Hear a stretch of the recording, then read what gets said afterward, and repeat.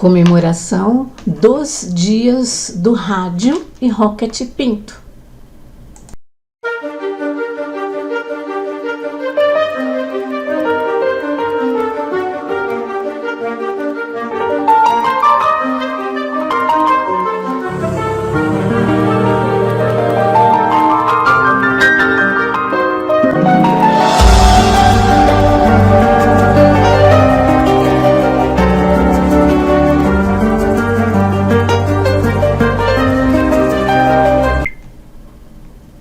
Bom dia e bem-vindos ao canal Débora Histórica 2026. Hoje é dia 12 de fevereiro e o objetivo deste canal continua sendo a resgatar e preservar nossas origens, memórias e histórias, as tradições de famílias, das nações e buscar novos conhecimentos por meio de pesquisas e entrevistas, publicado todas as quintas-feiras às 6 horas da manhã.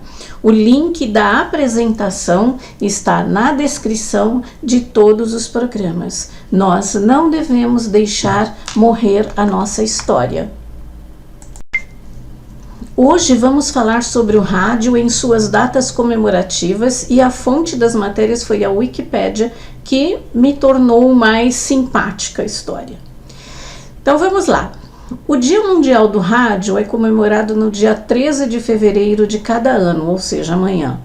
O dia foi decidido pela Unesco, Organização das Nações Unidas para a Educação, a Ciência e a Cultura, em 3 de novembro de 2011, durante a sua 36ª conferência. Sua origem foi a pedido da Academia Espanhola do Rádio em 20 de setembro de 2010, quando a Espanha propôs que o Conselho Executivo da Unesco incluísse um item na agenda sobre a programação de um Dia Mundial do Rádio. O item para a proclamação de um Dia Mundial do Rádio foi adicionado à agenda provisória a 29 de setembro de 2011. A Unesco realizou uma ampla consulta em 2011 com diversas partes interessadas, como associações de radiodifusão, agências da ONU, fundos e programas, ONGs relevantes, fundações e agências bilaterais de desenvolvimento, bem como as delegações permanentes da Unesco e comissões nacionais para a Unesco. Entre as respostas, 91% foram a favor do projeto, incluindo o apoio oficial da União de Radiodifusão dos Estados Árabes, da União de Radiodifusão da Ásia-Pacífico, da União Africana de Radiodifusão, da União de Radiodifusão do Caribe, a União Europeia de Radiodifusão, a International Association of Broadcasting, a Associação Norte-Americana de Radiodifusoras, a Organização de Telecomunicações Ibero-Americanas, a BBC, a URTI, Rádio Vaticano, entre outras. Os resultados desta consulta estão disponíveis no documento 187-EX/13 da Unesco. Em dezembro de 2012, a Assembleia Geral da ONU endossou a proclamação do Dia Mundial do Rádio, que assim se tornou um dia a ser comemorado por todas as agências, fundos e programas da ONU e seus parceiros. Vários órgãos da indústria do rádio em todo o mundo apoiaram a iniciativa, incentivando estações em países desenvolvidos a ajudar aqueles no mundo em desenvolvimento. Na Unesco, a consulta, a proclamação e as comemorações ficaram a cargo de Mirta Lourenço, chefe do setor de desenvolvimento de mídia. O Dia Nacional do Rádio no Brasil é comemorado em 25 de setembro em homenagem ao Edgar Roquete Pinto, aniversariante nesta data, e que fundou a Rádio Sociedade do Rio de Janeiro, a primeira emissora do Brasil, em 1923. A data remete A primeira transmissão radiofônica no Brasil, realizada em 7 de setembro de 1922, no centenário da independência, com o discurso do presidente Epitácio Pessoa. Aliás, nós falamos sobre o presidente Epitácio Pessoa no programa que nós falamos sobre o Arco do Triunfo em São Paulo. E quem foi Roquete Pinto? Seu nome é Edgar Roquete Pinto, nascido em 25 de setembro de 1884 no Rio de Janeiro. Foi médico legista, professor, antropólogo, etnólogo e ensaísta, membro da Academia Brasileira de Letras, considerado o pai da radiodifusão no Brasil. Foi criador da Rádio Sociedade do Rio de Janeiro com o intuito de difundir a educação por este meio. Roquete Pinto estudou na Faculdade de Medicina, Universidade Federal do Rio de Janeiro, colando grau em 1905. Logo depois de formado, iniciou uma série de estudos sobre os sambaquis das costas do Rio Grande do Sul. Foi professor assistente de antropologia no Museu Nacional da Universidade Federal do Rio de Janeiro em 1906. Professor de História Natural na Escola Normal do Distrito Federal em 1916 e professor de Fisiologia na Universidade Nacional de Assunção em 1920. Em 1912, Roquete Pinto fez parte da Missão Rondon, do Marechal Rondon, e passou várias semanas em contato com os índios nambiquaras, que até então não tinham contato com a civilização.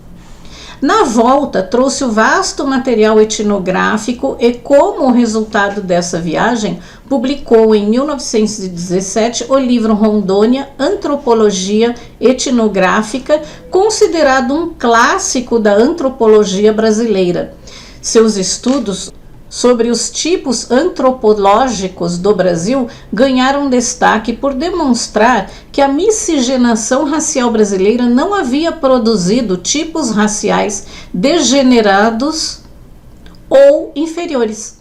Ao contrário, de acordo com as suas pesquisas, a população mestiça brasileira era saudável e eugênica, o que refutava os tradicionais estigmas racionais produzidos por cientistas e viajantes que passaram pelo Brasil desde o século XIX, ou mesmo por setores das elites intelectuais brasileiras. De acordo com a antropologia de Roquete Pinto, o grande problema dos brasileiros não era a raça, mas sim as questões sociais e políticas, sobretudo a falta de educação e saúde pública. Básico, né, gente? Até hoje acontece isso. E olha, minhas cachorras estão latindo, mas eu vou continuar a gravação, tá? Roquete Pinto foi diretor do Museu Nacional da Universidade Federal do Rio de Janeiro em 1926, organizando ali a maior coleção de filmes científicos no Brasil. Em 1932, Getúlio Vargas aprovou a lei sobre a obrigatoriedade da exibição de filmes nacionais e Roquete Pinto criou o Instituto Nacional de Sistema Educativo. A pedido do ministro da Educação e Saúde, Gustavo Capanema, convidou o diretor Humberto Mauro para trabalhar com ele. Humberto filmou mais de 300 documentários de curta-metragem em 1936 e em 1964.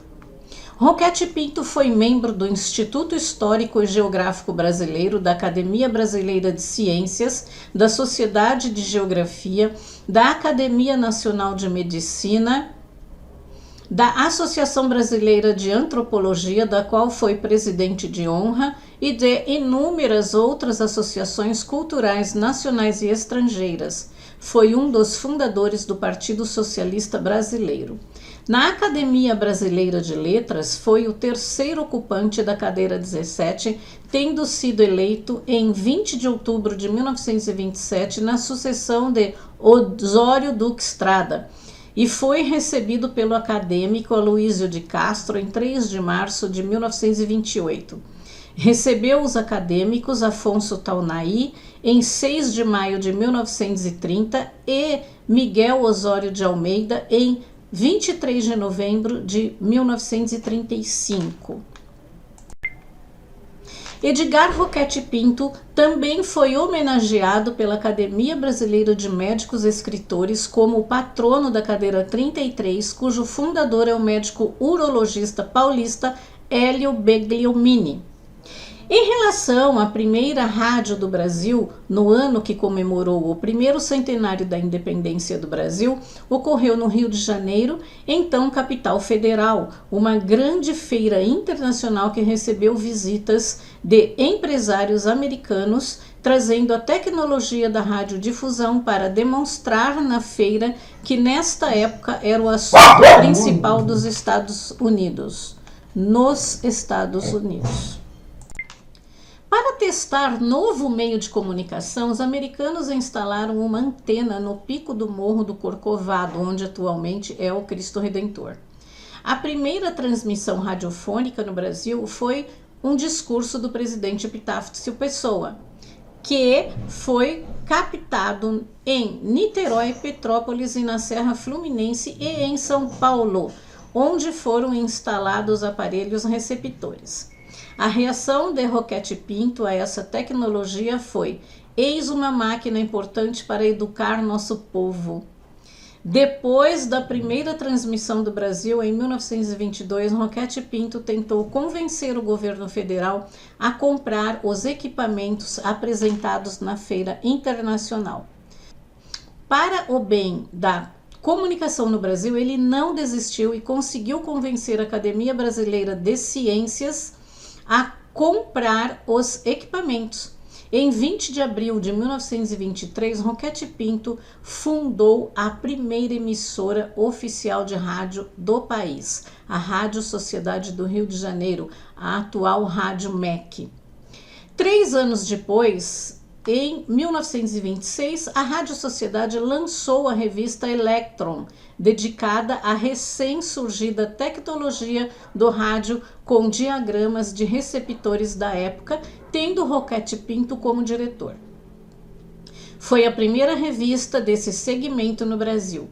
Em 1926, doou a emissora ao governo brasileiro, especificamente ao Ministério da Educação, transformando-a na Rádio MEC, como foi falado anteriormente, atual Rádio MEC. Roquette Pinto também foi radioamador e participou de várias associações da categoria, como a Liga dos Amadores Brasileiros de Radioemissão, a LABRE. Em 1937, sua estação detinha o indicativo SB1AG. Eu não sei o que significa e aí não pesquisei. No primeiro Congresso Brasileiro de Eugenia, foi organizado em comemoração ao centenário da Academia Brasileira de Medicina e presidido por Roquette Pinto, Renato Ferraz Kell. O evento ficou marcado como um dos principais congressos de eugenia da América Latina, tendo reunido importantes figuras da comunidade intelectual brasileira e latino-americana.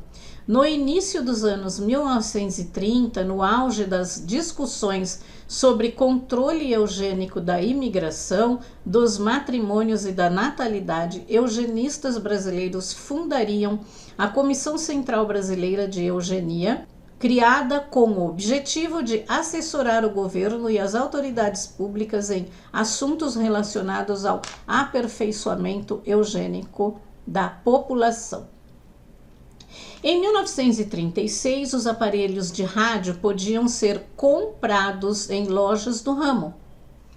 Nesse mesmo ano, a Rádio Sociedade do Rio de Janeiro foi doada ao Ministério da Educação e Saúde, MES, que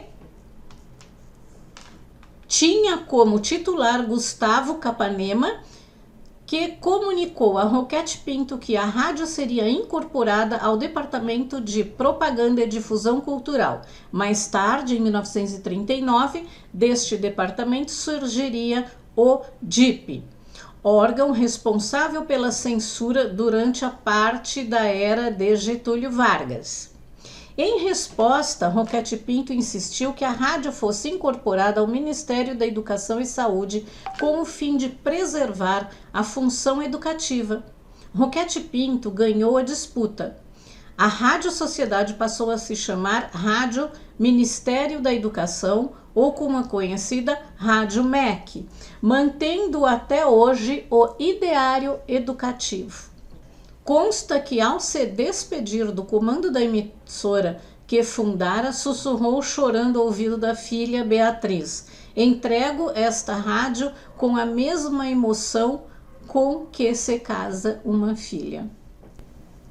A tentativa de TV educativa era com o objetivo de pluralizar o número de emissoras na capital federal. As TVs Tupi de São Paulo e do Rio de Janeiro já estavam em funcionamento.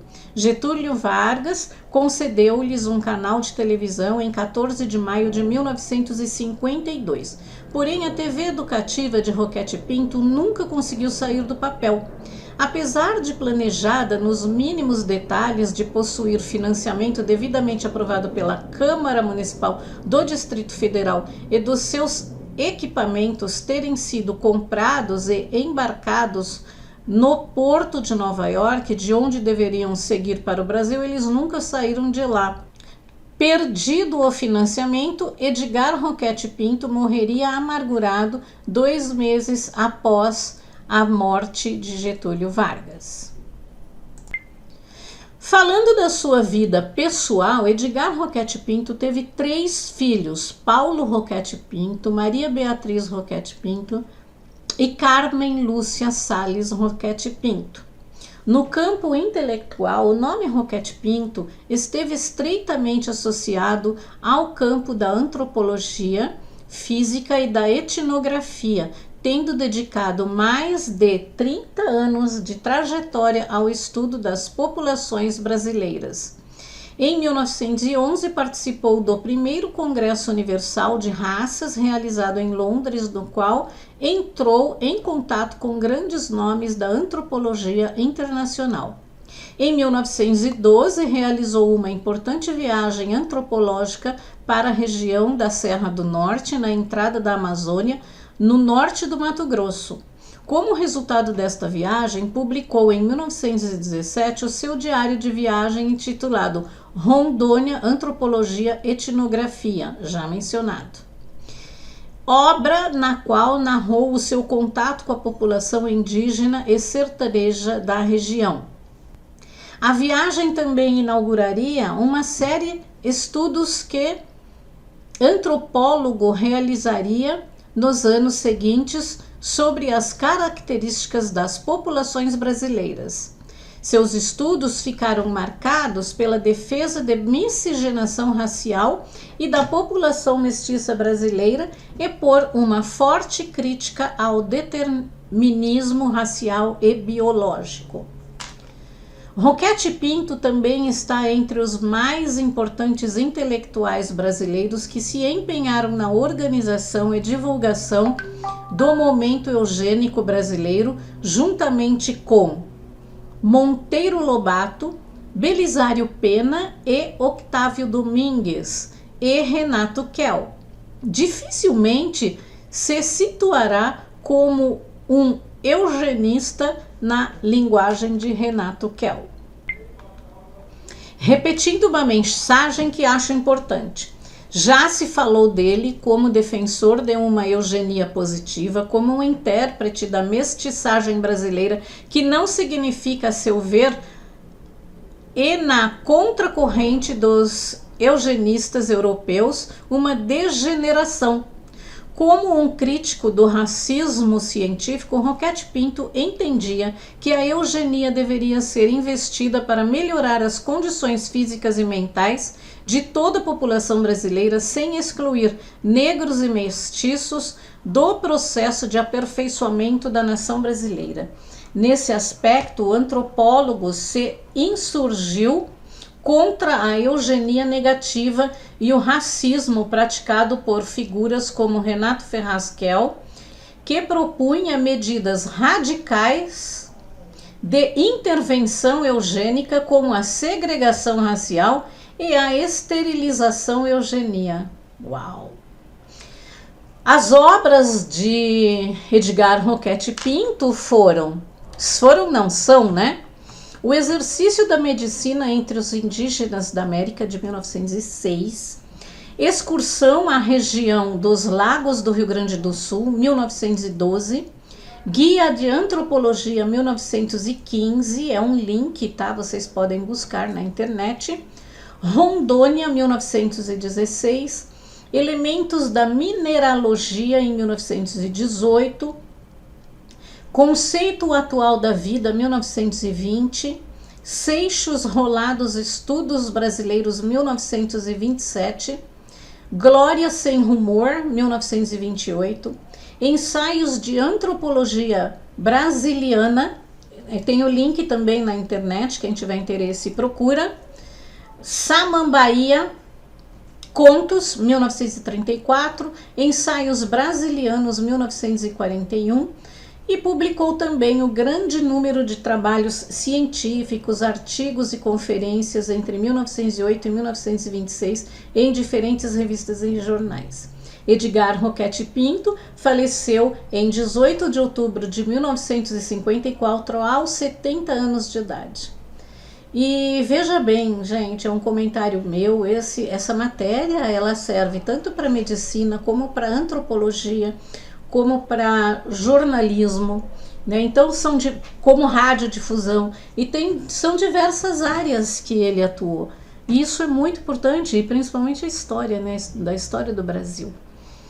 Então eu peço que vocês assistam, comentem, participem, mande perguntas ou mande até retornos no sentido, Débora, ele também fez isso, foi assim, assim, assado, tá? Para eu poder completar também o programa, ok?